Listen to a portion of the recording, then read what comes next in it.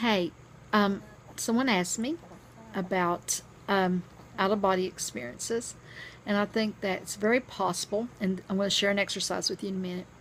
That's very possible that we are out and about when we're sleeping, cavorting with spirits, getting information, maybe comfort, guidance that we have with us in an unconscious way, but the essence is there when we need it, or the information is there when we need it.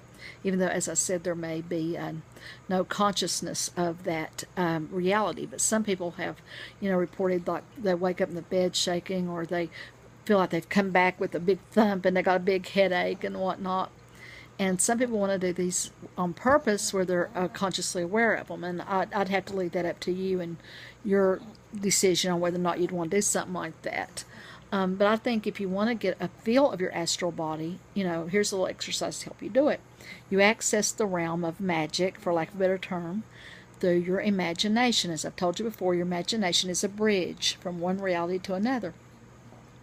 So here's what you want to do. You want to get all relaxed and whatnot, and then you want to imagine that you're getting small.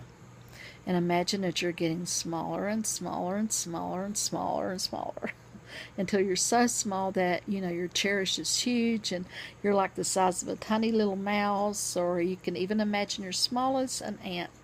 And imagine now that you have to get out of your chair, and you can go right under the door, that everything is so far away, etc., etc., etc. Then you might want to imagine that you get very, very big, and that you get so big that you're filling the room. Don't do this at this speed, by the way. Do this later in private when you can just kind of do it on your own.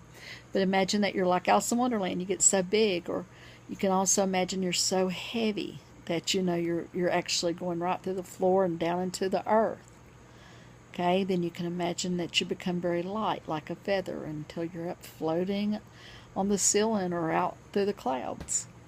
Imagine that you are going through maybe even a tunnel to see what's on the other side. Maybe there's some sort of magical world awaiting you on the other side. And if you meet anything scary or anything, always remember you're in control of this exercise. You should imagine that you're in a bubble of light, and you can say, no, I dismiss you. Or you can, sometimes when we meet, we do these things, if we see something that's negative, it represents an anxiety. It represents something that we need to overcome. And sometimes you can actually deal with these things in that way. Sometimes we'll meet a guide when we do these, and we can get mystical information, and maybe once in a while a little practical information. And maybe you can just see what happens. But don't do it because I said it. You only should do it if that's something you feel you want to do. I don't want to be messing with anybody's mind nor belief system. I'm just sharing with you something that, I've learned. That's one way to get a hold of your astral body or your spirit, which is probably doing these things anyway, unconsciously, as I said. But if you want to take it to a step further, like I said, some people say too, there's a silver cord that attaches you to your body, so you always want to make sure that you stay attached. I'd hate for you to end up out in space somewhere. I've actually felt that some people, though, like for example, Alzheimer's people or dementia people or coma people, very often I think their spirit is literally outside their body but still attached by that cord. But anyway, like I said, if you want to, that's one way to get a feel of your astral body. And then, like I said, you could take it a step further by envisioning that you open a door and go through a door, surround yourself in light, be protected, and go through the door and see what awaits you. Go through a tunnel, see what awaits you. I've had many such experiences, and they've been helpful. Then, I didn't feel like I wanted to do it anymore. But I may want to do it again someday. But again, this has to be something you want to do. I'm not telling you to do that. Okay?